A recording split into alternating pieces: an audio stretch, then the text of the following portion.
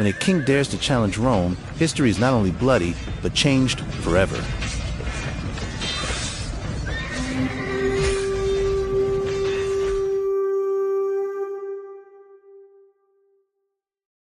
Imagine this. It's the 1st century BC, and with a single command, one man orders the execution of over 80,000 Roman men, women, and children, all in a single day. This wasn't just an act of war. It was the brutal opening move of the First Mithridatic War, a conflict that brought the Roman Republic to its knees. Today, we're going to dive into how this terrifying war was started by one of Rome's most formidable enemies and won by one of its most brilliant and controversial heroes. And yeah, this quote, it absolutely nails it.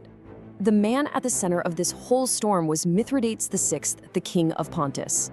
And you gotta understand, he wasn't just some local warlord. He was a direct threat to Rome's entire world order, and believe me, he came dangerously close to tearing it all down.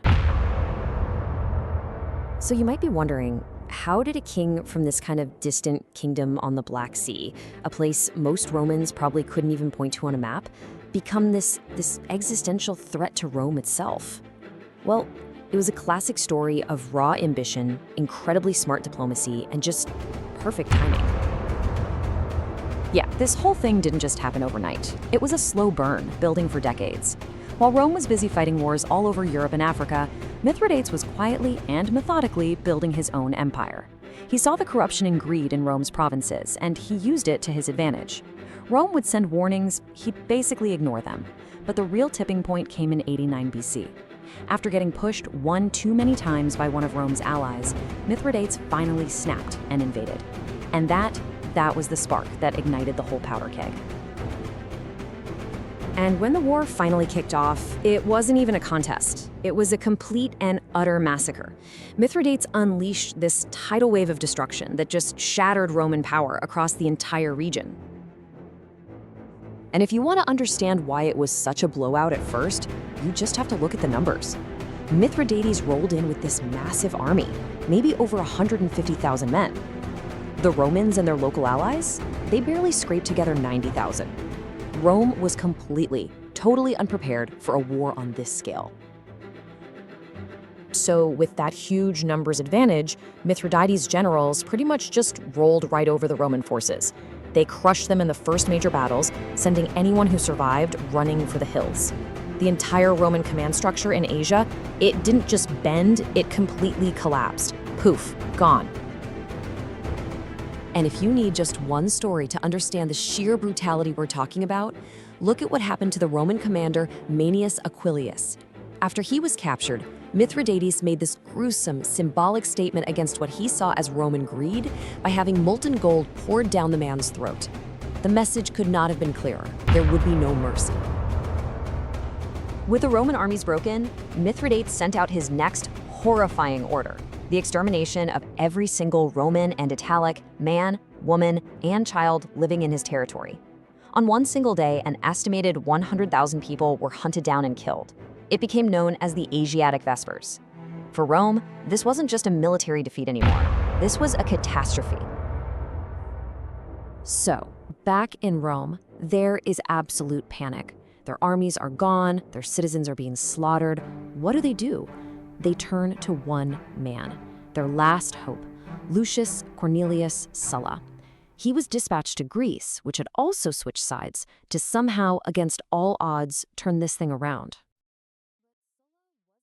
But Sulla wasn't exactly being set up for success. I mean, just think about the odds stacked against him. First, he's massively outnumbered on the battlefield. Second, the enemy controls the sea, which means getting food and supplies is a total nightmare. And to top it all off, his political rivals back in Rome are actively trying to sabotage him. They even sent a whole other army to try and replace him. Sulla wasn't just fighting Mithridates. He was fighting a war against everybody. This is where the whole story pivots. Sulla was cornered. He was outmatched. But he had one ace up his sleeve. He was, without a doubt, one of the greatest military minds of his generation. And that genius was about to be put to the ultimate test in two absolutely decisive battles. All right, so let's set the stage for the first big showdown, the Battle of Chaeronea. Sulla has maybe 40,000 men. The Pontic general Archelaus has 70,000, and he's got the whole package: phalanxes, heavy cavalry, and these terrifying scythed chariots, literal war machines with giant blades on their wheels. On paper, there's just no way Sulla should win this. No way. But Sulla doesn't play by the numbers.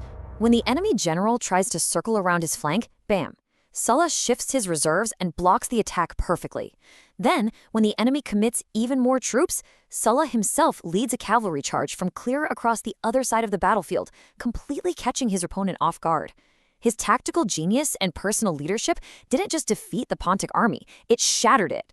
Only about 10,000 of them even managed to escape.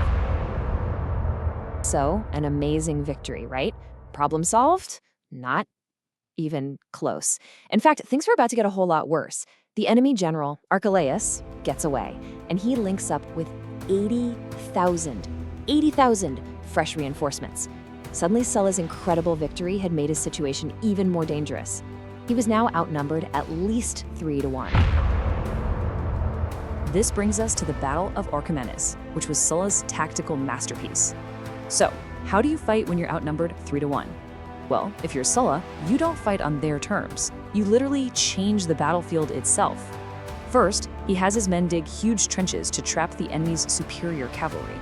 Then, he has them plant sharpened stakes just behind the front lines. And this is the brilliant part.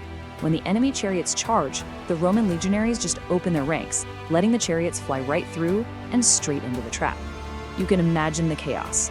Sulla seized that moment, launched a devastating counterattack, and completely annihilated this second, even bigger army. After suffering 2 of these catastrophic defeats, Mithridates' position was completely broken. His whole campaign was falling apart, rebellions were popping up everywhere, and he was totally out of options.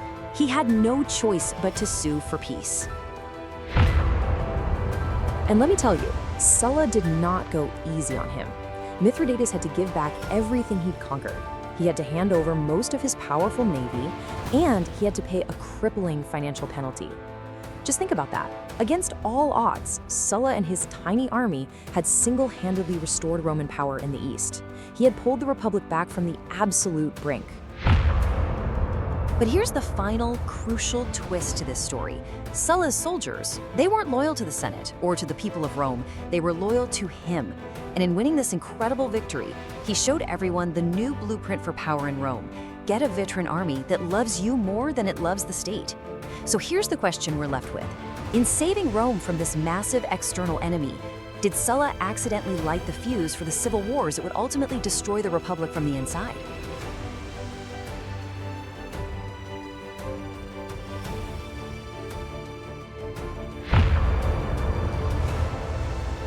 If you want to continue watching the battles that shook the Mediterranean, leave a like and subscribe to the channel. We have much more to tell.